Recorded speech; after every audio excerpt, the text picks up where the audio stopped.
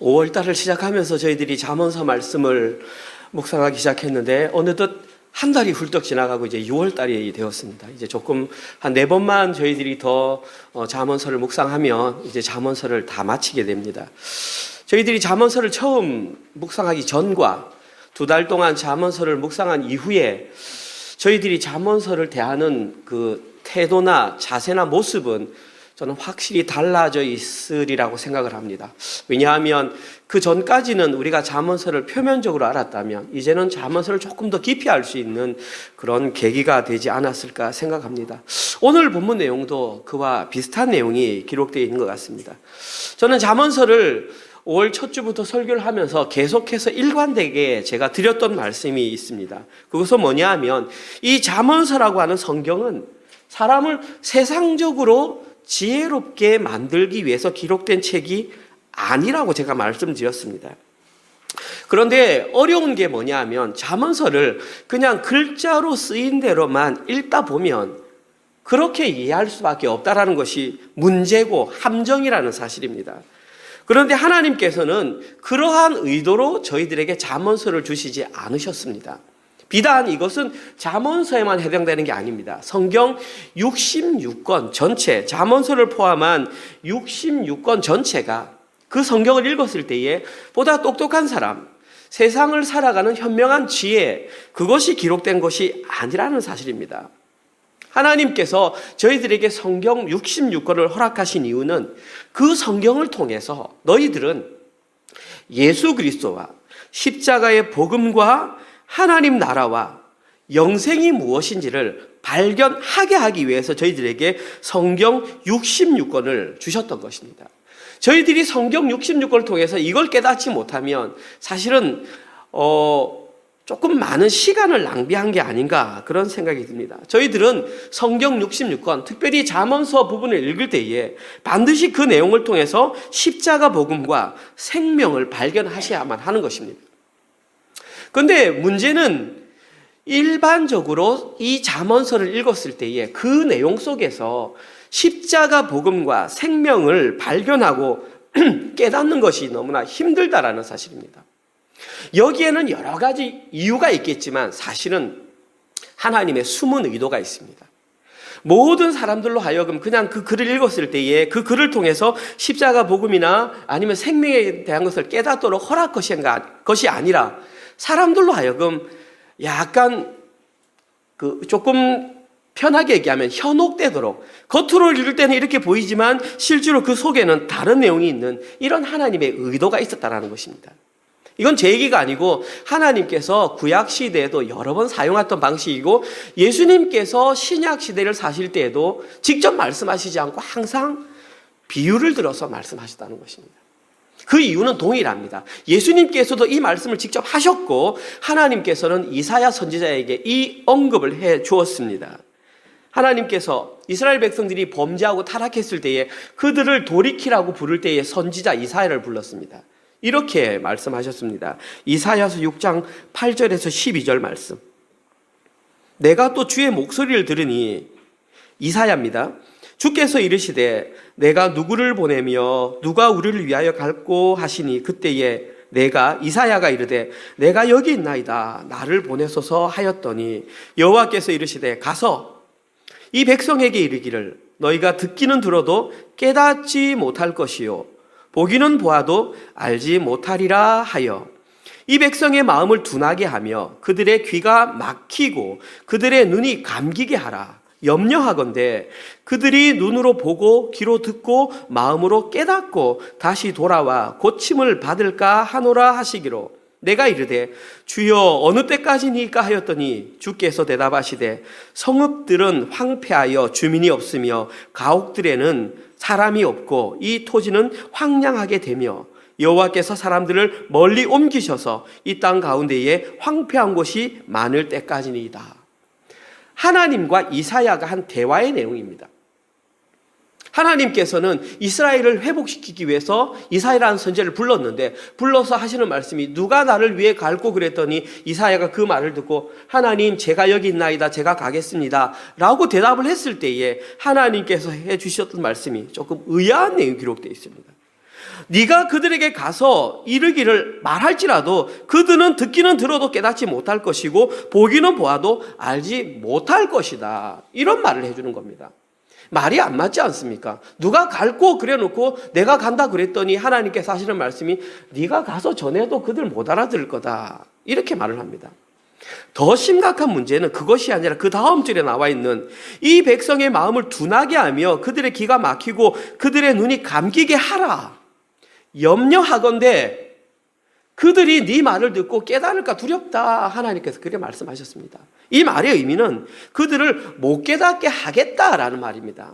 그러면서 언제까지 그렇게 하실 겁니까? 물었더니 성읍이 황폐해지고 가옥이 무너지고 사람이 없어서 다 포로로 잡혀간 이후에 나중에 구루터기로 남은 일부의 사람이 돌아올 때까지 그 일을 하겠다라는 것입니다. 쉽게 얘기하면요, 하나님께서 그들을 못 알아듣게 하고 일부러 막으시겠다라는 것입니다.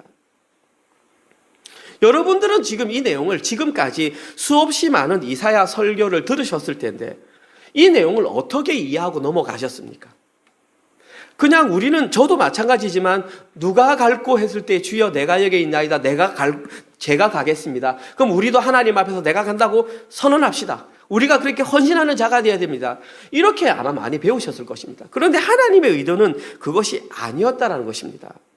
이스라엘 백성들은 이사야가 아무리 좋은 언변을 가지고 쉽게 설명한다고 할지라도 하나님을 떠난 이스라엘 백성들은 이사야가 하는 말을 알아듣지 못한다는 사실입니다. 아니, 그것을 넘어서서 하나님께서는 의도적으로 그들을 못 알아듣도록 하시겠다고 만드셨습니다. 그리고 하나님께서는 이스라엘 백성들이 성읍이 황폐해지고 그들이 죄를 짓다가 내버려 두셨다가 포로로 잡혀가게 하시겠다는 것입니다. 이 말의 의미는 아무나 그 성경의 의미를 깨닫도록 설명해 주지 않겠다라는 사실입니다. 이와 마찬가지로 하나님께서는 잠언서를 읽는 대부분의 사람들에게 표면적인 의미에서 머물 수 있도록 잠언의 참뜻을 감추어 두셨다는 사실입니다. 뿐만 아니라 잠언서 말씀을 통해서 하나님의 참뜻을 깨닫지 못한 자들에게는 잠언서에 기록된 그 심판의 메시지가 바로 너희들의 것이 될 것이라고 오히려 표면적으로 이해하는 자들에게는 심판의 메시지로 선포하고 있는 것입니다. 여러분 꼭 명심하셔야 됩니다. 이 내용은 어떤 다른 사람들에게 하는 말이 아니라 지금 이 자리에 있는 저와 여러분에게 하는 하나님의 말씀입니다.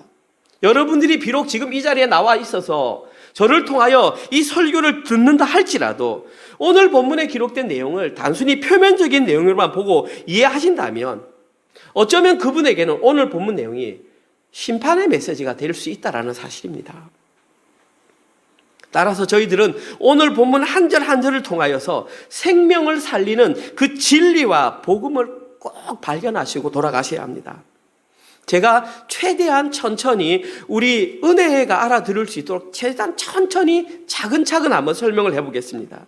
그리고 만약에 제 설교를 다 듣고 나서도 무슨 말인지 모르겠다 그러면 제게 꼭 질문을 해주십시오. 저는 그 부분에서 이 내용이 이해가 안 됩니다. 목사님이 왜 그 얘기를 하시는지 저는 모르겠습니다. 질문을 하시면 제가 다 답변해 드리겠습니다. 그러니까 우리 유초등부부터 우리 중고등부, 장년부들까지 집중해서 한번 들어보시기 바랍니다. 먼저 제가 예를 들어드리겠습니다. 만약에 오늘 본문 내용을 표면적으로 이해한다면 우리가 어떻게 해석을 할 수 있는지 그 예를 한번 몇 가지 제가 들어드리겠습니다. 가장 먼저 오늘 본문 15절과 24절 내용입니다. 15절, 게으름이 사람으로 깊이 잠들게 하나니 태만한 사람은 줄일 것이니라. 게으른 자는 자기의 손을 그릇에 넣고서도 입으로 올리기를 괴로워하느니라. 제가 방금 두 구절을 읽어드렸습니다. 이 두 구절을 여러분들이 들으시면서 어떤 생각이 머릿속에 탁 떠오르셨습니까? 아마 가장 먼저 머릿속에 떠오르는 생각이 게으름이었을 것입니다. 그러면 이제 게으름이라는 것이 우리 머릿속에 딱 떠오르니까 이 두 구절을 표면적으로만 이해하게 되면 어떤 한 사람이 있었는데 그 사람이 얼마나 게을렀는지 음식이 담긴 그릇이 있었는데 그 그릇에 음식이 있는데도 이 손으로 입으로 옮기는 것도 귀찮아서 옮기지 않는 그 정도로 게으른 사람이었기 때문에 그 사람은 너무나 괴로웠고 그 게으름으로 인하여 죽게 되었다라는 경고의 메시지로 들리지 않으십니까?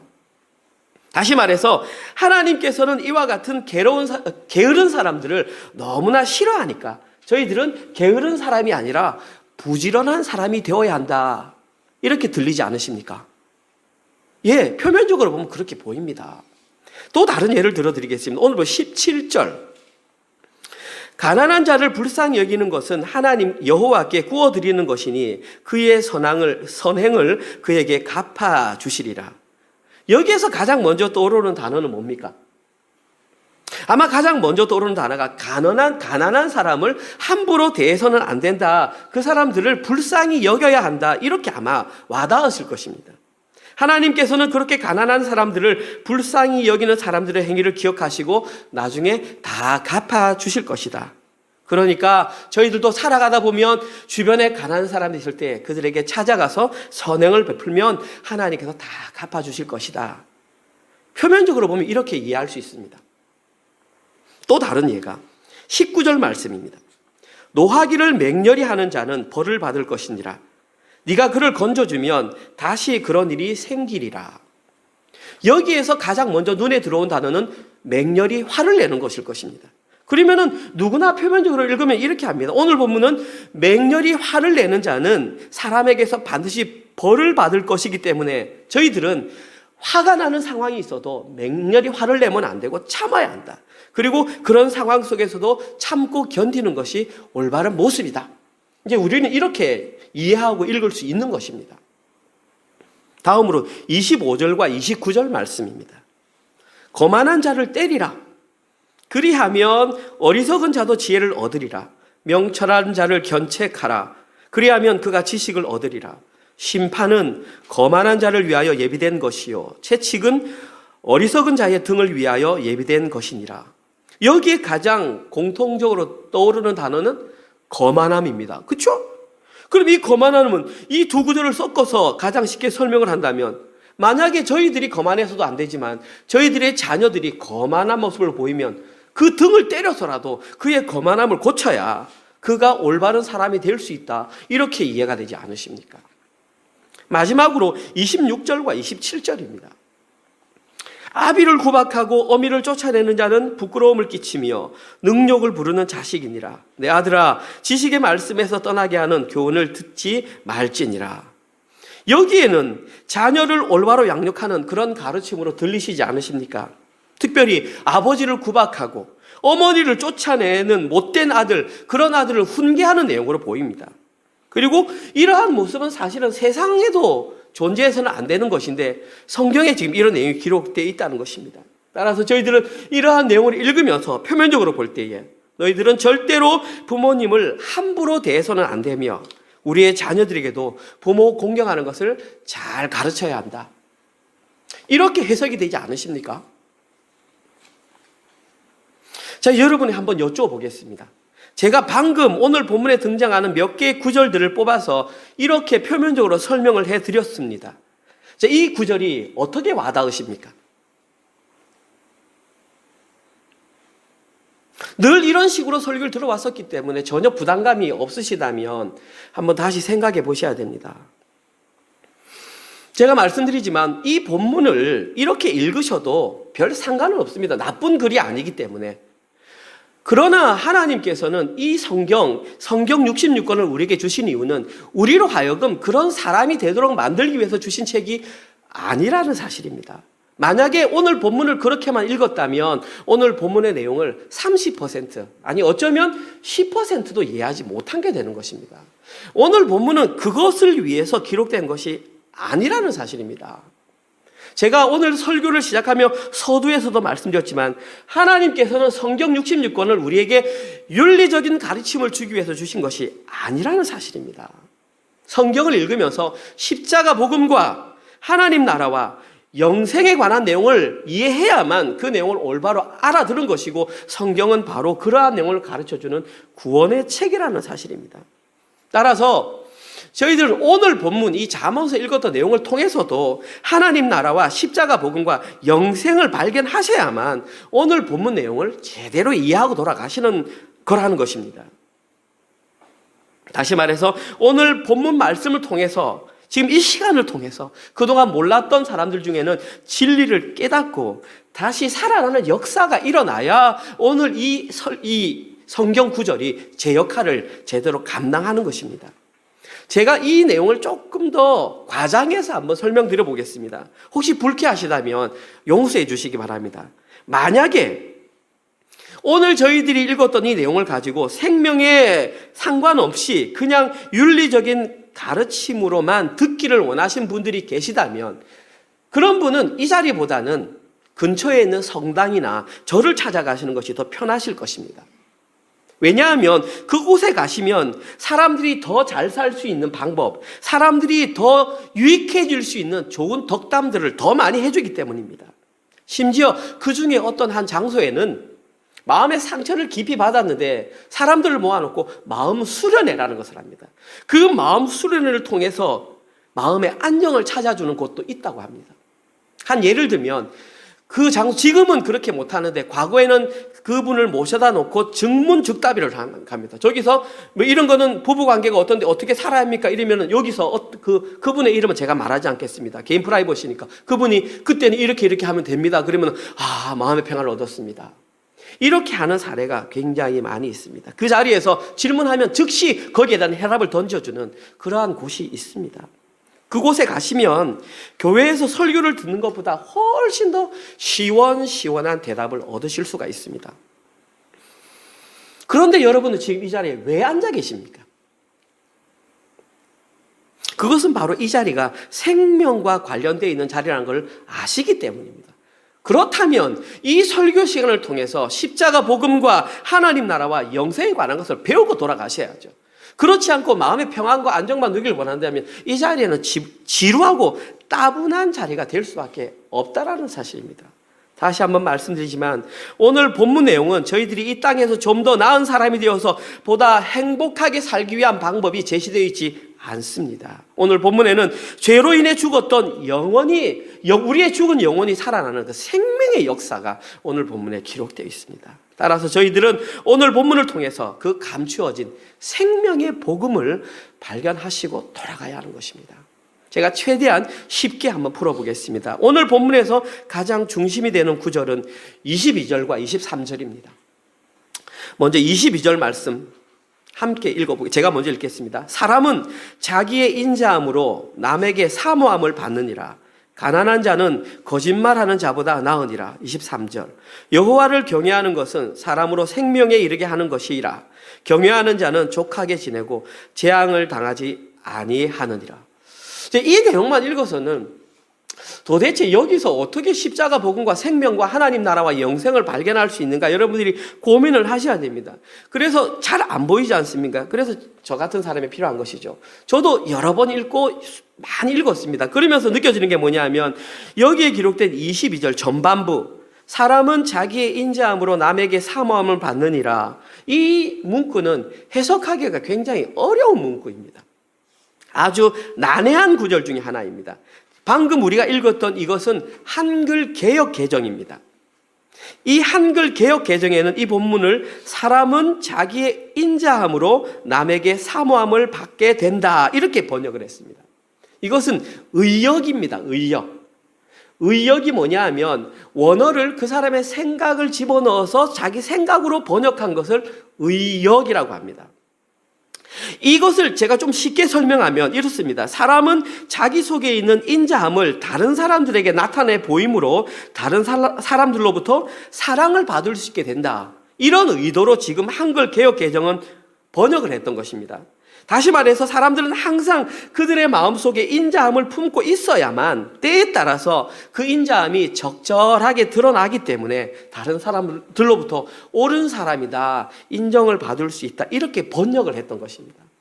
여러분 생각해 보십시오. 이 책이 번역된 데가 지금으로부터 100년 전에 구한 말에 조선 사람의 사고, 머리에 상투를 두고 있던 사람이 그 사고에 의해서 이걸 번역한 것입니다. 그분의 머릿속에는 유교적인 사상이 가득 차 있었습니다.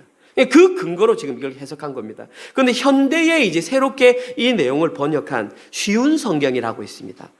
쉬운 성경에는 이 내용을 이렇게 기록합니다. 사람이 바라는 것은 변함없는 사랑이다. 쉽지 않습니까? 사람이 바라는 것은 변함없는 사랑이다. 한글 개역으로 제가 다시 읽어볼게요. 사람은 자기의 인자함으로 남에게 사모함을 받게 된다. 이것을 쉬운 성경으로 하면 사람이 바라는 것은 변함없는 사랑이다.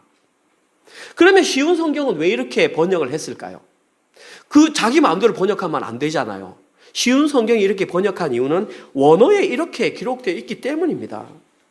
한글 개역 성경에 기록된 남에게 사모함을 받는다 이렇게 번역했던 단어 히브리어가 타아와하라고 하는 단어인데, 이 단어는 우리말로 표현하면 소원, 바람, 욕망 이런 뜻입니다. 남에게 사모함을 받는다라는 것과 소원, 바람, 욕망이 어떻게 매치가 됩니까? 이거 의역이거든요. 그 처음 성경을 번역했던 그 사람이 그렇게 번역을 해서 우리는 지금까지 그렇게 읽고 있는 것입니다. 그 다음에 쓰인 단어가 히브리어로 아담입니다. 아담은 사람이라는 뜻입니다. 그러면 이 두 단어를 딱 엮으면 답이 나오지 않습니까? 사람의 소원은 이렇게 답이 나온다는 말입니다. 그래서 쉬운 성경에는 이 본문을 제가 방금 읽어드렸듯이 그렇게 번역을 했던 것입니다. 혹시 영어 성경을 가지신 분 NIV를 보시면 이렇게 되어 있습니다.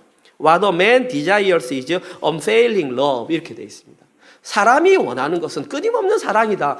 이거랑 지금 쉬운 성경이랑 일치하지 않습니까? 똑같이. 왜 영어 성경이 이렇게 됐겠습니까? 원어를 그렇게 번역했기 때문에 그런 것입니다. 이러한 이유로 저는 개인적으로 오늘 본문 22절의 초반부는 한글 개역 개정 성경보다는 쉬운 성경이 훨씬 더 원어에 가깝게 번역한 적합한 번역이라고 생각을 합니다. 사람이 바라는 것은 변함없는 사랑이다. 이 변함없는 사랑을 한자어로는 인자 이렇게 기록했지 않습니까? 한글 개역 성경과 합쳐서 말하면 사람이 바라는 것은 인자함이다. 자, 이러면 이제 답이 나오지 않습니까? 우리 지난주에 인자함 얼마나 많이 배웠습니까? 인자를 우리 히브리어로 하면 헤세드라고 그랬고, 헤세드란 말은 여러 가지 단어로 번역됩니다. 친절, 자비, 인애, 사랑 많이 번역되지 않습니까? 그런데 이 단어의 정확한 의미의 해석은 하나님과의 언약에 근거한 영원한 사랑, 하나님과의 언약에 근거한 영원한 사랑이 바로 인자라고 하는 단어의 의미입니다. 자, 그래서 오늘 본문의 이 내용을 이제 정확한 원어로 맞추어서 하면 사람이 바라는 것이 바로 언약에 기초한 하나님의 영원한 사랑이다. 이렇게 번역을 할 수 있습니다. 여기서 저희들이 알 수 있는 한 가지 사실은 이 잠언서를 이렇게 번역했던 사람은 틀림없이 생명이 무엇인 줄을 알았던 사람입니다. 왜냐하면 이 사람은 생명이 하나님의 언약에 근거하고 있다는 것을 분명하게 알고 있었기 때문입니다. 이처럼 지금 이 22절 전반부에는 생명이, 하나님의 사랑이, 언약이 지금 숨어 있었다는 사실입니다. 후반부 읽어보겠습니다. 오늘 보면 22절 후반부에도 이와 같은 내용이 똑같이 기록되어 있습니다. 가난한 자는 거짓말하는 자보다 나으니라. 제가 지금 이 자리에서 우리 유초등부 친구들에게 가난한 자는 거짓말하는 자보다 나으니라, 이게 무슨 뜻이야? 그러면은 거짓말하면 안 돼요, 이렇게 볼 거 아닙니까? 그런데 여기는 그런 뜻이 아니란 말입니다. 일단 여기에 기록된 가난한 자라는 그 단어 자체는 재물이 없어서 굶는 사람을 의미하는 게 맞습니다. 그런데 이 단어가 쓰인 의미가 뭐냐면 그 뒤에 있는 말 때문입니다. 그 뒤에 뭐가 있냐면 거짓말하는 자 이런 뜻입니다. 그러니까 이 뒤에 쓰인 거짓말하는 자의 반대되는 개념이 바로 가난한 자라는 것입니다.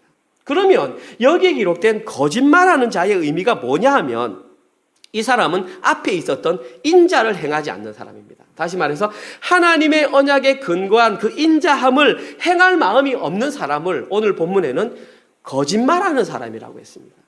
우리가 말하는 라이어가 아니라는 뜻이죠. 돈 100원 갚겠습니다. 언제 갚을래? 내일 갚겠습니다. 내일 안 갚았으니까 너 거짓말쟁이야. 그런 거짓말이 아니라는 뜻입니다. 여기에 기록된 이 거짓말하는 자는 하나님의 언약에 근거한 그 인자를 행할 마음이 없는 그 사람을 거짓말하는 자라고 표현했고, 그 사람과 반대되는 사람이 바로 가난한 사람이다. 이렇게 했다는 말입니다. 그러니까 다시 말해서 이 사람은 하나님의 언약에 근거해서 살아가는 사람이 아니라 진리가 아닌 왜곡된 말, 그걸 다른 말로 거짓말이라는 것이죠. 진리가 아닌 왜곡된 말, 그 거짓말을 근거로 살아가는 사람이니까 거짓말하는 자라는 것이죠. 이 사람들은 하나님의 말씀인 진리가 아닌 조작된 진리, 다시 말해서 세상의 원리로 살아가는 그 사람들이 바로 거짓말하는 자라는 것입니다. 그리고 이들은 진리가 아닌 세상의 원리로 이 땅을 살아가기 때문에 언약과 멀어진 자들이기 때문에 이 거짓말하는 자들에게는 생명이 멀어진 것입니다. 생명에서 멀어진 자들이 바로 거짓말하는 것이죠. 이 부분에서 여러분이 확실하게 아셔야 되는 게 뭐냐면 지금 이 거짓말하는 자가 세상 속에서 사는 사람이 아니라는 사실입니다. 그 거짓말하는 자가 어디냐면 교회 안에 있다는 사실입니다. 이들은 교회 안에 머물러 있으면서도 진리, 참말, 그것이 아닌 조작된 진리, 거짓말에 근거하여서 자기 나름대로 신앙생활을 잘 하고 있다는 것이 문제입니다. 따라서 이들이 하는 외적인 모습만 보면 누가 참말을 하는 사람인지 누가 거짓말을 하는 사람인지 우리는 분간할 수 없다는 사실입니다.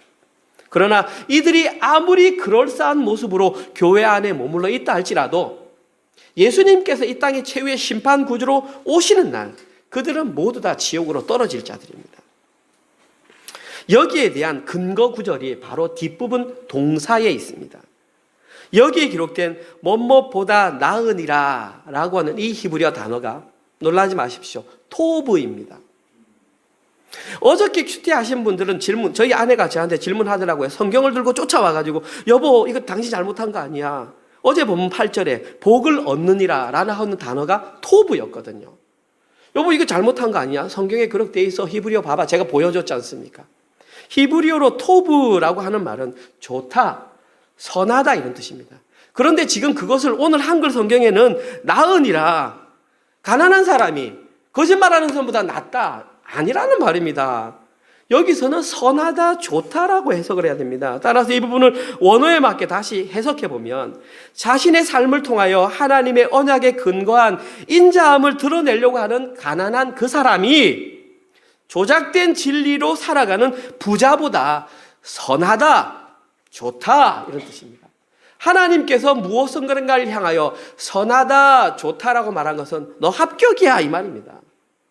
하나님께서 가난한 자들하여 네가 거짓말하는 자보다 선하다 말한 것은 너에게 생명이 있다, 너에게 구원이 이루어졌다, 이것을 의미하는 것입니다. 이처럼 오늘 본문 22절 전반부 후반부를 합쳐서 보았을 때에 어떤 사람은 구원을 받게 될 것이고 어떤 사람은 멸망을 받게 될 것인지에 대한 내용이 22절에 그대로 기록되어 있는데 이걸 표면적으로 보면 우리는 거짓말하면 안 됩니다 이렇게 하면 그 성경을 완전히 다르게 보는 거죠. 이게 지금 잠언서 19장 22절에 기록되어 있는 올바른 해석입니다. 23절로 넘어가겠습니다. 오늘 보면 23절에는 보다 더 명확하게 생명을 어떤 사람이 얻는지 표면적으로 드러나 있습니다. 23절에 보면 생명을 얻는 자가 여호와를 경외하는 자다. 답이 이건 제가 설명 안 드려도 지난주에 또 여호와를 경외하는 자가 뭔지를 제가 설명드렸지 않습니까? 여호와를 경외하는 것은 하나님이 무서워 두려워 떠는 사람이 아니라 하나님이 누구인지 제대로 알고 그분을 통해서 평안과 확신과 기쁨을 누리는 그 사람이 여호와를 경외하는 사람이다. 오늘 본문에는 그러한 기쁨을 누리는 그 사람에게 생명이 주어진다라고 분명하게 기록되어 있지 않습니까? 지난주에 말씀드린 것처럼 성경에 나오는 여호와를 경외한 가장 대표적인 인물은 아브라함입니다. 지난주에도 얘기하셨습니까? 아브라함은 그 하나님을 알므로 인한 확신과 기쁨과 평안 상태에서 하나님께서 100세에 얻은 아들 이삭을 바치라고 했을 때 기쁨으로 바칠 수 있었다는 사실입니다. 이처럼 진짜 하나님을 경외하는 사람은 자신의 인생에서 가장 소중히 여기는 것조차 하나님께서 요청하실 때 과감히 기쁨으로 바칠 수 있게 된다는 것입니다. 하나님께서는 이렇게 하나님을 경외함으로 자신의 가장 소중히 여기는 것을 그 하나님께 바칠 수 있는 사람에게 영생과 생명을 선물로 주시는 것입니다. 여기에서도 오해하시는 분들이 계십니다. 여러분은 절대 오해하시면 안 됩니다. 아브라함이 이삭을 하나님께 바쳤기 때문에 영생을 받은 것이 아닙니다. 아브라함이 이삭을 하나님께 바쳤기 때문에 영생을 받은 것이 아니라 아브라함이 하나님을 알고 생명의 근원이 무엇인지를 깨달았기 살았기 때문에 이삭을 바칠 수 있었고 그것이 생명을 얻은 것으로 증명이 된 것입니다. 여기에서 중요한 것은 순서입니다. 만약에 아브라함이 이삭을 바쳤기 때문에 하나님께서 옛다 생명 주셨다면 그건 행위구원론이라 그런 것입니다. 공로구원이라 그런 것입니다. 이단입니다. 그거는 완벽한 이단입니다. 이만큼 순서가 중요하니까 여러분이 얼마나 잘 속을 수 있겠습니까? 누군가 막 조작해서 막 해 영생 갈 거야. 이거는 이거 뭐라 그러죠? 내가 기브 앤 테이크입니다. 이건 하나님의 은혜가 아닌 거죠. 그건 구원이 아니고 성경에서는 그렇게 해석을 하지 않는 거죠. 행위구원론은 이단입니다. 혹시 그렇게 설교하시거나 하는 분들이 있으면 성경을 명확하게 보시고 여러분 판단하셔야 됩니다. 미혹되면 최후의 심판날에 지옥 갑니다. 그리고 오늘 본문 23절 후반부에 보시면 그들에게 족하게 지낼 수 있는 은혜와 재앙을 당하지 않을 수 있는 길을 열어주신다 했습니다. 여기에 기록된 족하게라고 하는 그것이 아주 만족스럽고 배부른 상태, 형용사입니다. 그리고 그 뒤에 나오는 지내고라는 단어가 아주 중요합니다. 이 지내고라고 하는 히브리어는 린입니다. 그 린이라고 하는 단어에는 뭐가 있냐면 밤을 지새우다, 숙박하다 이런 뜻을 한글로는 그냥 지내다 하니까 그 의미가 다 사라져 버렸지 않습니까? 히브리어에서 밤이 상징하는 것은 죽음, 고난, 공포, 재앙을 의미합니다. 그런데 그들에게 이 재앙이 없이 평안하게 지낼 수 있다는 것은 죽음의 권세가 그들을 건드리지 못한다. 다시 말해서 그들에게 생명이 있다. 23절 후반부에 그렇게 얘기하고 있는 것입니다. 뿐만 아니라 그 다음에 기록된 재앙을 당하지 아니하리라 이 단어가 수동태로 사용되었습니다. 수동태는 재앙이 그들에게 몰려오지 않을 것이다. 결국 여호와를 경외하는 자에게는 죽음과 같은 밤의 재앙이 결코 침범하지 못하므로 오직 이들에게만 구원이 이루어지며 생명이 그들에게 주어진다. 오늘 본문이 그렇게 기록하고 있는 것입니다. 22절이나 23절이나 동일하게 이 구절에서 어떤 사람이 구원을 받을 수 있고 어떤 사람이 심판을 받을 수 있는지에 대한 명확한 구원의 메시지가 오늘 본문 22절, 23절에 기록되어 있었던 것입니다. 오늘 보면 전체적으로 읽었을 때는 이제 이 22절과 23절에 기록된 구원을 받을 수 있는 사람들과 멸망을 받을 수 있는 사람에 대한 다양한 표현이 아주 기록되어 있습니다. 이제 앞에 읽었던 그 제가 해석을 표면적으로 해드렸던 거기에 해당하는 일부의 사람들은 생명을 얻는 사람들이고 일부는 구원을 얻지 못하는 사람들입니다. 먼저 생명을 얻는 자들에 대한 다른 표현이 오늘 보면 16절에 계명을 지키는 자, 자기 행실을 삼가는 자, 이들이 바로 생명을 얻는 자입니다. 이들을 보면서 단순하게 율법을 잘 지켜야 되겠구나 그렇게 생각하면 오해하게 된다는 겁니다. 17절에서 가난한 자를 불쌍히 여기는 자, 불쌍한 사람 도와주는 사람 구원받는다 그런 것이 아니라 이 사람이 바로 여호와를 경외하는 사람이기 때문에 구원받는 것입니다. 인자를 소망하는 자, 22절에 나와 있고 23절에 가난한 자, 돈이 없어서 불쌍한 사람이 아니라 거짓말하는 여호와를 경외하지 않는 반대의 개념의 사람이 가난한 자로 소개된 것입니다. 25절에 명철한 자, 그냥 세상적으로 똑똑한 자가 아니라 여호와를 경외함으로 그 속에 생명이 있는 자를 그렇게 표현했던 것입니다. 이들이 바로 여호와를 경외하는 사람의 다른 이름들, 그리고 이들이 하나님의 언약에 근거한 인자를 소망하고 바라봄으로 하나님으로부터 영생을 선물로 받았던 자들을 이렇게 표현했던 것입니다.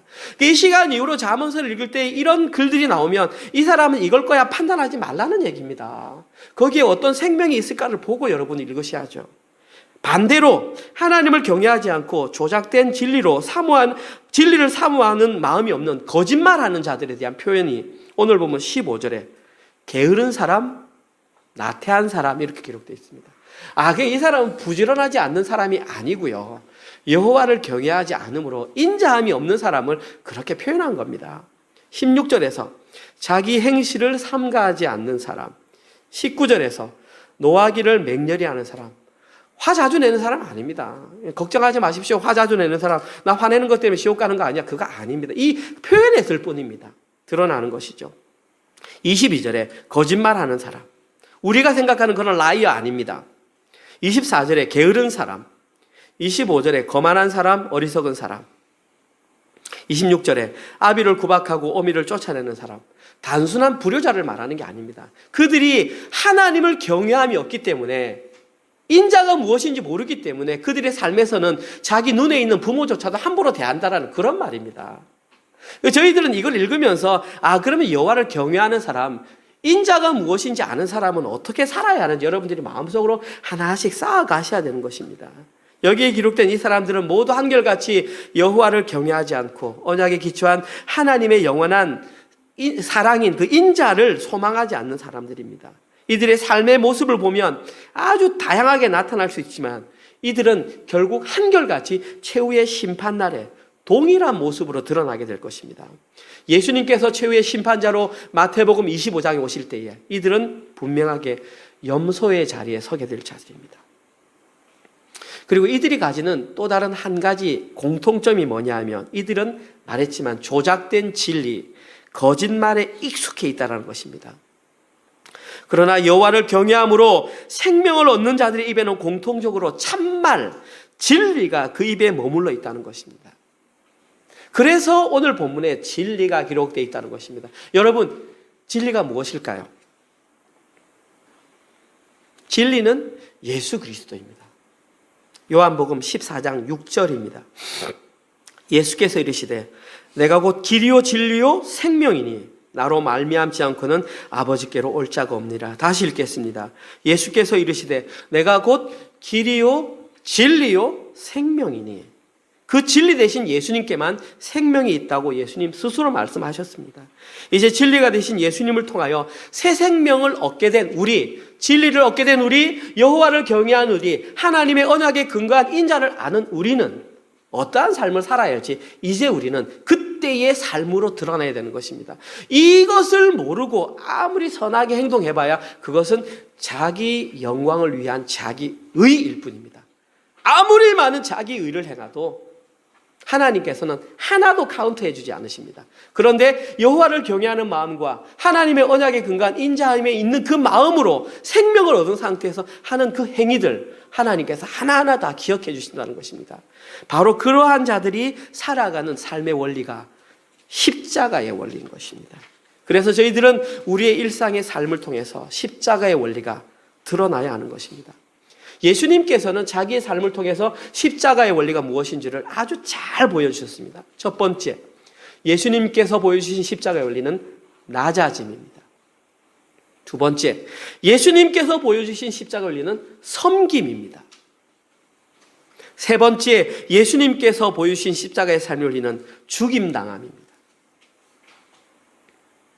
한번 생각해 보십시오. 여러분들이 현실의 삶에서 낮아짐과 섬김과 죽임당함이 드러난다는 것이 얼마나 어려운 일이겠습니까? 그러나 저희들은 마음속에 이미 진리를 알게 되었고 여호와를 경외하는 것이 무엇인지 알게 되었기 때문에 우리는 그러한 삶을 살아낼 수 있는 것입니다. 또한 예수님께서는 미리 그러한 삶을 살아내시고 보여주시고 우리들에게 전가시켜 주셨습니다. 구약 성경에 이러한 삶을 살았던 한 사람 인물을 소개합니다. 그 사람의 이름은 모세를 뒤를 이어서 이스라엘 백성들을 가나안으로 인도했던 여호수아입니다. 여호수아 24장 14절과 15절 말씀. 그러므로 이제는 여호와를 경외하며 온전함과 진실함으로 그를 섬기라. 너희의 조상들이 강 저쪽과 애굽에서 섬기던 신들을 치워버리고 여호와만 섬기라. 만일 여호와를 섬기는 것이 너희에게 좋지 않게 보이거든 너희 조상들이 강 저쪽에서 섬기던 신들이든지 또는 너희가 거주하는 땅에 있는 아모리 족속의 신들이든지 너희가 섬길 자를 오늘 택하라.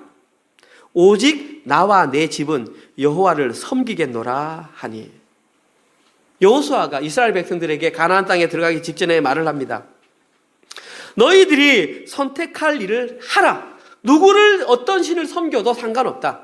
그러나 나와 내 집은 오직 살아계신 여호와 하나님 한 분만을 섬기겠다고 말했습니다. 이것이 바로 십자가의 길을 걸어가는 사람이 선택할 수 있는 유일한 길입니다.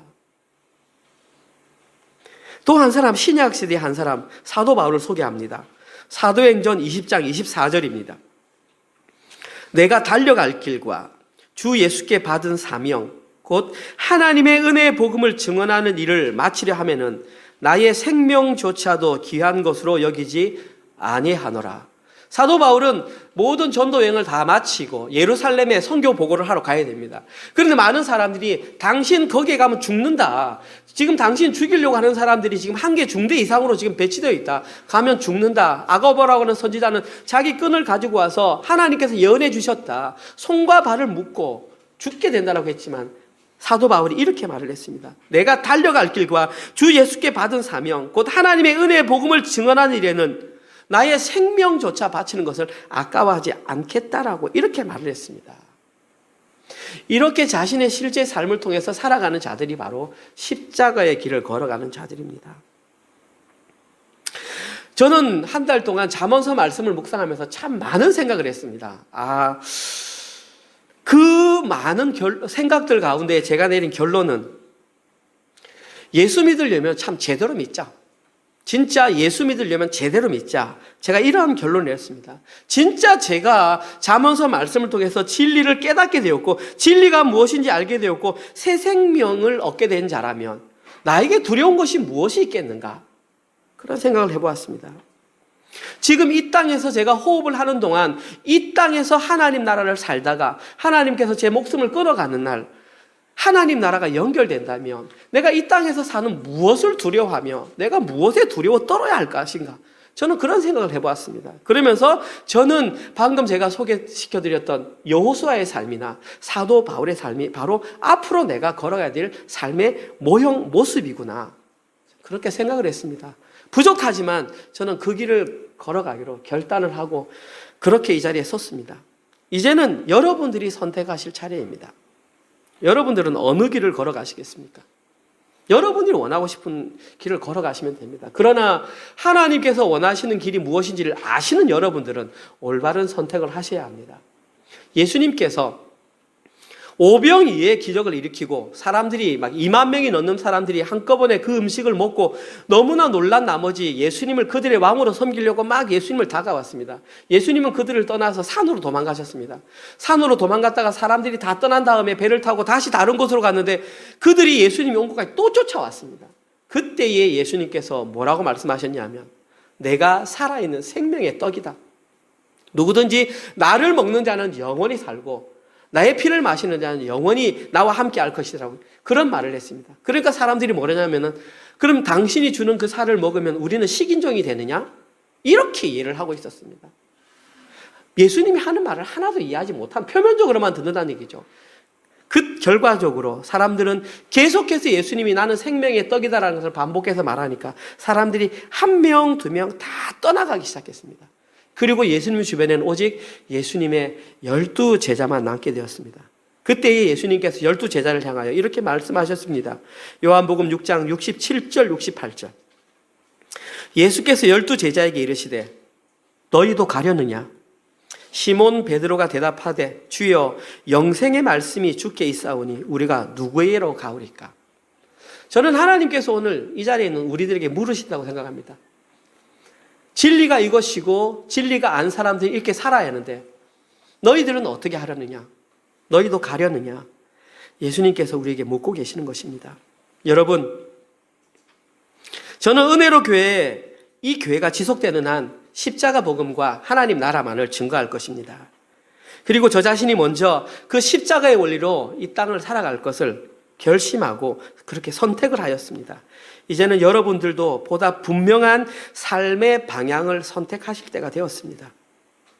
여러분, 진짜 복음을 아는 자들은 눈에 보이는 것이 아니라 눈에 보이지 않는 하나님께만 집중하며 초점을 맞추며 살아가는 것이 정상입니다. 이 세상에 존재하는 사람들은 눈에 보이는 것을 쫓아갑니다.